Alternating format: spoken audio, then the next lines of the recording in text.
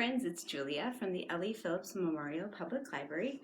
I'm here today with Ruth, my daughter, and her baby, and we're going to teach you a finger play called Elephants in a Bathtub.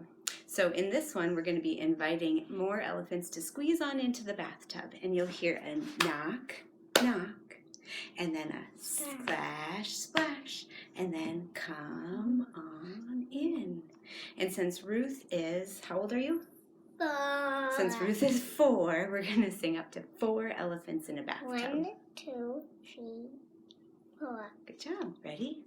1 elephant in a bathtub. That's okay. Going for a swim. Knock, knock, splash, splash.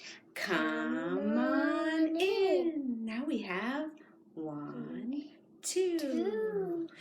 2 elephants in a bathtub, going for a swim. Knock, knock, splash, splash. Come on in.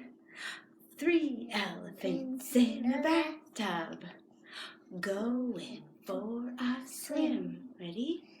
Knock, knock, splash, splash. Come on in. Now how many do we have? We have 1, 2, 3, 4.